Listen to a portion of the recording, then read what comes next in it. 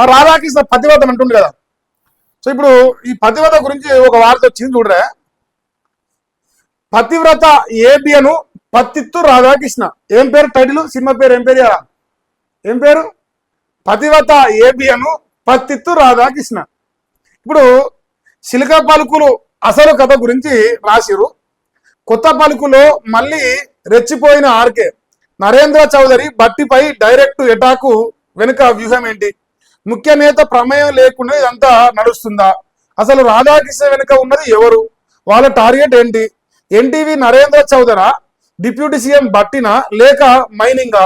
బొగ్గు కాని కాంట్రాక్ట్ ఇతరులకు వస్తే ఏం జరుగుతుందని ఈ ఉలికిపాటు. సీఎం కుర్చీ చేజారిపోతనే బట్టిపై బురద తల్లే కార్యక్రమం. సో ఇన్ని రకాల క్వశ్చన్స్ మరి పత్తిత్తు రాధాకృష్ణ అడుగుతున్నాడు. ఇక దీనికి తోడు సో లోకానికి నీతులు చెప్పే నాకేమో ఇప్పుడు ఒక 2 ఎమ్మెల్సీ ఉన్నాడు కదా. ఆర్ అంటే మీరు పెట్టుకొని కే అంటే కృష్ణ. సో మన రాధాకృష్ణ ఏమంటుందంటే తెలంగాణ పత్రిక సూటి ప్రశ్నలు అడుగుతున్నాడు. నేను తెలంగాణ మరి దమ్మున్న పేపరు ఛానల్ దగ్గర సమాధానం ఉందా అని అడుగుతుంది. ఏం క్వశ్చన్ అంటే గత వారం వచ్చిన కథనానికి ముందు కోమరెడ్డి వెంకరెడ్డి నీ ఇంటికి వచ్చింది నిజమా కాదా? అంటే ఆధారాలు ఉన్నాయి కదా నీకు, గంపెడిగా ఉన్నాయి కదా. సో గత వారం వచ్చిన కథనానికంటే ముందు నీ ఇంటికి కోమరెడ్డి వెంకరెడ్డి వచ్చింది నిజమా కాదా? నిజం కాదన్న చెప్పు, నిజం ఆనన్నా చెప్పు. ప్రశ్నకైతే సమాధానం చెప్పాలి నువ్వు మొగోను అయితే. ఇప్పుడు గత వారం వచ్చిన కథనం గురించి ఇది. అసలు ఎన్టీవీ నరేంద్ర చౌదరికి మైనింగ్ అనుభవం ఉందా? ఎప్పుడన్నా మైనింగ్ చేసిండు ఆ ఎన్టీ ఓడు? ఎందుకంటే వారికి నేను ముక్తారు. ఇప్పుడు మీడియా సంస్థలు లొల్లిగా చిత్రీకరిస్తున్నారని కథలు పడుతుంది కదా, ఎల్కథలు. మరి ఆ ఎల్కథలకు మరి నరేంద్ర చౌదరికి ఏమైనా మైనింగ్ అంటే అనుభవం ఉందా? రెండో ప్రశ్న, గతంలో ఎప్పుడైనా మైనింగ్ చేసిందా? ఏదైనా కంపెనీలో ఉన్నట్టు ప్రూఫ్ ఏమైనా ఉందా? ఏపీలో ఉన్న 3 కోల్ బ్లాకుల్లో ఆంధ్రప్రదేశ్లో ఉన్న 3 కోల్ బ్లాకుల్లో నీకు పార్ట్నర్షిప్ ఉందా లేదా? సిగ్గులేని రాధాకృష్ణ సమాధానం చెప్పురా అని అడుగుతున్నాడు. తెలంగాణ పత్రిక అడుగుతుంది. నువ్వు మొగోని కదా, మునగాని కదా, దమ్మున్న పత్రిక కదా. మరి నీకు ఏపీలో 3 కోల్ బ్లాకుల్లో నీకు పార్ట్నర్షిప్ ఉందా లేదా? లేకపోతే లేదని చెప్పు, ఉందంటే ఉందని చెప్పు. లేదు ఒకవేళ ఎన్టీవీ అనుకుంటే 700 నిరూపించు. అది కాదంటే ఉందని ప్రూఫ్ చూపిస్తే నీ ఆంధ్రజ్యోతి ఏపీఎం దుకాణాన్ని మూసేస్తావా? ఉందని ప్రూవ్ చేస్తాడట. ప్రూవ్ చేస్తే నువ్వు దమ్మున మొగోను అయితే మరి నీకు లేదని చెప్తే నాకు లేదు అన్నావు అనుకో, ఉంది అని సాక్ష్యం పట్టుకోసట. సిగ్గు శరంతో మూసేసుకొని పోతావా అంటుంది నీ దుకాణం. ఇది స్లాటర్ హౌస్ మూసేసుకొని పోతావా ప్రూఫ్ చూపిస్తే? ఇక ఫిలిం నగర్ దగ్గర ఉన్న ఆ ప్రైమ్ ల్యాండ్ నీకు ఎలా దక్కింది? ఆ భూమి అయితే నా తెలియదా? మరి నాకు ఏమైనా ఎరకనేమో. ఫిలిం నగర్ దగ్గర అంటే మంచి ప్రైమ్ ల్యాండ్ ఉందంట, అది ఎట్లా వచ్చింది, ఎవరిచ్చారు అని అడుగుతున్నాను. ఆ స్థలంలో నీ కొత్త ఆఫీస్ కడుతున్న ఫినిక్స్ కంపెనీ కాదా? ఇప్పుడు ఆడ కొత్త ఆఫీస్ కడుతుంట మన కాక ఆ ప్రైమ్ ల్యాండ్ లా ఫిలిం నగర్ లా. సో ఆ ల్యాండ్ లో మరి ఫినిక్స్ కంపెనీ కడుతుందా ఇంకోటన్నా కడుతుందా? ఎందుకంటే ఫినిక్స్ కంపెనీ ఇప్పుడు కేటీఆర్ కంపెనీ కదా. ఫినిక్స్ కేటీఆర్ అని గతంలో ప్రచారం చేసాం, మరి అందుకే అడుగుతున్నాడు. తర్వాత దానికి డబ్బులు ఇస్తున్నది నువ్వా ముఖ్య నేతనా? ఆ బిల్డింగ్ కట్టేందుకు డబ్బులు ఇస్తున్నది నువ్వేనా లేదంటే ఒక ముఖ్య నేతనా? ఇంకా దీంతోడు కూకటపల్లి భూముల వ్యవహారంలో నీ వాటా ఎంతున్నది? ఓ ఎమ్మెల్సీ మీద కథనాలు రాసి ఎన్ని కోట్లకు సెటిల్ చేసుకున్నావు చెప్పగలవా? నీతో ఈక్వల్ గా ఎదుగుతున్నాడని మైగోం రామేశ్వరరావుతో చేతులు కలిపి రవిప్రకాశ్ జైల్లో పెట్టింది నిజమా కాదా? నేడు వ్యక్తిత్వ హననం గురించి హననం అని గగ్గోలు పెడుతున్న మీరు వైఎస్ భారతి మీరు రాసిన భారతిపై ఇది తప్పరాశం వైఎస్ భారతిపై మీరు రాసిన రోతరాతలకు సమాధానం ఉందా? ఒరే నాయన సిగ్గులేనోడ నీకే అన్ని ప్రశ్నలు. రాధాకృష్ణ కేసీఆర్ కుటుంబం మీద రాసే చిల్లర రాతలకు ఆధారం ఉందారా? సిగ్గు తప్పిన రాధాకృష్ణ. నువ్వు నాకు నీ మురగాని నీ పతివతను ఎగురుతున్నావు కదా. సో మరి వాళ్ళ కుటుంబాల జోలికి వాళ్ళ జీవితాల జోలికి పెట్టిన ఆర్కే మరి నీ దగ్గర సమాధానం అంటే ఉందా? వీటికి సమాధానం చెప్పే దమ్ముందా సిగ్గు తప్పిన రాధాకృష్ణ అని అడుగుతుంది నేను. సో ఇప్పుడు టార్గెట్ ఎన్టీవీ, స్వామి కార్యం స్వకార్యం, ఒకే దెబ్బ 2 పిట్టలు. ఏబిఎన్ ఆర్కే వరుస కథనాల వెనుక చీకటి కోణాలు, ఎన్టీవీ భుజాన తుపాకీ పెట్టి సీఎం కుర్చీ పోటీ పడుతున్న వారి అడ్డు తొలగించడం ఇది స్వామి కార్యం. మీడియా రంగంలో తనకంటే ముందున్న ఎన్టీవీ నరేంద్ర చౌదరిని తొక్కేయడం ఇది స్వకార్యం. ఎలాగూ ఏపీలో చంద్రబాబే ఉన్నారు, తెలంగాణలోను రేవంత్ మనోడే, ఎన్టీవీని దొక్కేసి ముందుకు పోవడానికి సరైన సమయం అనే చిల్లర ప్రయత్నం చేస్తున్న మరి గతంలో తనకు పోటీ వస్తాడని రవిప్రకాష్ ఇదే తరహా తొక్కేసిన లంగ రాధాకృష్ణ ఇప్పుడు ఎన్టీవీని దొక్కడానికి ప్రయత్నం చేస్తున్నాడు. ఎందుకంటే అక్కడ ఇక్కడ రెండు రాష్ట్రాల్లో నా వాళ్ళే ఉన్నారని ఒక అహంకారమా అని ఇన్ని రకాలుగా నీ పైన సో పతివ్రత ఏబిఎన్ ఆంధ్రజ్యోతి పత్తు రాధాకృష్ణ గురించి మరి అడుగుతున్నారు.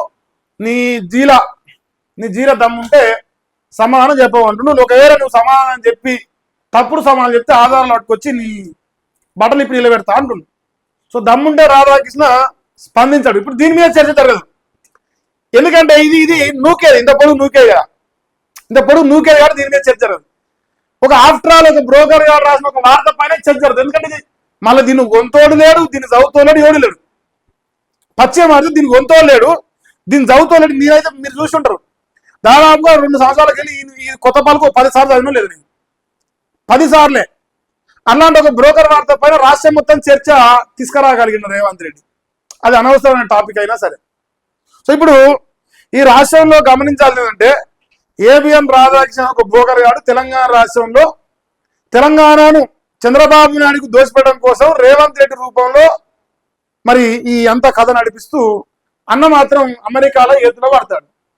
ఒకటి కుర్జీ ఊడొద్దు, 2 ఎన్టీఓని తొక్కేయాలి, 3వది తెలంగాణను సంకనాకేయాలి. సో ఈ 3 లక్ష్యాల్లో భాగంగా మన ఆంధ్రాకు జ్యోతి అయిన ఆంధ్రజ్యోతి రాధాకృష్ణ గారు ఈ కథనాన్ని రాసుకొస్తుండు. మరి ఇవన్నిటికీ సమాధానం చెప్పాలి, మన దగ్గర దమ్ము లేదు, వాడు చెప్పాలి కూడా. ఇప్పుడు ఈ తెలంగాణ పత్రిక రాసిన కథనం పైన ఆంధ్రజ్యోతి పత్రికలో ఏ మొగోడు కూడా మాట్లాడు. ఇప్పుడు ఏ ఒక్క కూడా వాడు నిన్నమన్నాడు చూసినావు, get out from my debate అంటుంది. ఒరే కొజ్జా, నువ్వైనా సమాధానం చెప్పు, నువ్వంతా మొగోని కదా, తెలంగాణ బిడ్డలు గెట్ అవుట్ అంటున్నావు కదా, మరి నువ్వు కూడా గెట్ అవుట్ రా మా తెలంగాణకి వెళ్ళి, నువ్వు కూడా తెలంగాణకి వెళ్ళిపో. లుచ్చనాగరు తెలంగాణ బతారు, తెలంగాణ తింటారు, తెలంగాణ నీళ్లు పీల్చుకుంటారు, తెలంగాణ గాలి పీల్చుకుంటారు. సిగ్గు లేకుండా తెలంగాణ బిడ్డలు డిబేట్కి ఓడిలో అన్నారా నిన్ను. ఆ సిగ్గుదాపుడు బీఆర్ఎస్ ఎందుకు పోతున్నాడు, సిగ్గు ఉన్నదా పోయేటోనికి? వాడు లుచ్చాగాని ఛానల్కి పోవడెందుకు, వాళ్ళకి రిపోర్ట్ వాళ్ళ ఛానల్కి పోయి డిబేట్ కూర్చోడెందుకు? వాడేదో మునగాని లెక్క గెట్ అవుట్ అని చెప్పుడేంది, తెలంగాణ అవమానించడం ఏంది, ఈ లుచ్చగాడు రాసే లుచ్చ వార్తల మీద డిస్కషన్ జరుగుడేంది? తెలంగాణ ఇంత మించిన పనులు ఏం లేవా? ఎవరు నడిపిస్తుండు, ఎందుకు చర్చ జరుగుతుంది దీనిపైన? నమస్తే తెలంగాణ రోజుకు ఒక కథనం రాస్తుంది, దీనిపైన ఎందుకు జరుగుతలేదు మరి చర్చ? నమస్తే తెలంగాణ రోజుకు ఒక కథనం రాస్తుంది, బట్టి గారు మనకి ఎందుకు ప్రెస్ మీట్ ఎత్తలేడు, రేవంత్ రెడ్డి ఎందుకు స్పందిస్తలేడు? రోడేసారు, స్పందించాం దమ్ముంటే చూద్దాం. ఎందుకు? ఇది రేవంత్ రెడ్డి పత్రిక కాబట్టి చర్చ జరుగుతుంది, రేవంత్ రెడ్డి రాపిస్తున్న చర్చ జరుగుతుంది. ఆ చర్చ జరుగుతాడు సోషల్ మీడియాలో దాని కథనాన్ని నడిపించే మొత్తం రేవంత్ రెడ్డి అనే. దీంట్లో నష్టపోయే తెలంగాణడు, అది ఈ పార్టీ కూడా ఆ పార్టీ కూడా కాదు. అందుకే ఇంత కులంకషంగా మాట్లాడాల్సి వచ్చింది. సో దయచేసి తెలంగాణ పైన గ్రహించురి, నిజమేంది ఈ కథనం వెనుక ఏ లంగ లత్కోరు ముచ్చట్లు నడిపించే, ఏ లంగ లత్కోరు తెలంగాణ వ్యతిరేకులు ఈ అంత వ్యవస్థ నడిపిస్తారో గ్రహించుకొని నిజాలు తెలుసుకోరు. లేదు తెలుసుకోకుండా వీడియోలో రాసిండు, వాడేదో చెప్పిండు, వీడియోలో పొడుస్తున్నంటే అది ఏం లేదు. ఆయన అమెరికాలో పనిచాడు, అమెరికాకి వెళ్ళి వచ్చినాక ఇప్పుడు ఏదో కథనం నడవాలి. ఈ బీఆర్ఎస్ వాళ్ళనేమో ఈ సిట్ ఎంక్వైరీల పేరుతో బిజీ చేసారు. ఓ రోజు హరీష్ రావు, ఓ రోజు కేటీఆర్, ఓ రోజు ఆర్ఎస్ పైన, రేపో మాపో కేసీఆర్, వాళ్ళు అట్లా బిజీ. ఆ బీజేపీ వాళ్ళేమో బీఆర్ఎస్ వాళ్ళు ఏదొస్తాని పనుకోనప్పుడు లెక్క వాళ్ళు బిజీ. ఈ కాంగ్రెస్ వాళ్ళ పైన ఓడేమో పని చేసిండు, ఓడేమో అవినీతి చేసిండు, ఓడేమో లంగ, అందరు లంగలే. అన్న మాత్రం పెద్ద పత్తిత్తు ఏ లంగ పని చేయలే, అస్సలు ఈ పేపర్లలో ఒక్క రోజైనా రేవంత్ రెడ్డికి 6 గ్యారెంటీలు ఎగ్గొచ్చిండు, రేవంత్ రెడ్డి సంక్రాంతి పండుగ రైతు బంధు ఇస్తాను ఎగ్గొచ్చిండు, ప్రజలకు ఇచ్చిన హామీలు నెరవేర్చలేదు, అప్పులు తెచ్చిండు, కుప్ప చేసిండు, కేసీఆర్ ఇచ్చిన ఏ పథకం ఇస్తలేడు అని ఒక్కరోజు గత 2 సంవత్సరాలుగా ఈ లుచ్చా నా కొడుకు వార్తలు రాసి నేను జర్నలిస్ట్ అని ప్రూవ్ చేసిన ఒక్కరోజు చూపిరా నాకు, ఒక్కరోజు చూపిరు. వీడు నిజంగా జర్నలిస్ట్ అయితే, వీడు నిజంగా మనిషి అయితే, వీడు జర్నలిజం విలువలు ఉంటే ఈ బ్రోకర్ గారు 2 సంవత్సరాలకు వెళ్ళి ఏ రోజు రేవంత్ రెడ్డి పైన వ్యతిరేకంగా వార్త రాసిండు, ఏ వార్త రాసిండు, ఎప్పుడు ఈ తెలంగాణ రాష్ట్ర ప్రజలకు వీడు నిజమైన జర్నలిస్ట్గా కనిపించిండు? చెప్పురా సమాధానం, ఎవరైనా చెప్పొచ్చు. వీడో బ్రోకరు, ఈ బ్రోకర్ గారు రాసిన ఒక బ్రోకర్ వార్త పైన గత 5-6 రోజులకి వెళ్ళి చర్చ. ఇది ఎప్పటిదాకా జరుగుతుంది? ఫిబ్రవరి 1 దాకా జరుగుతుంది. ఫిబ్రవరి 1 పులి స్టాప్. ఇక మన తర్వాత ఏముంటుంది?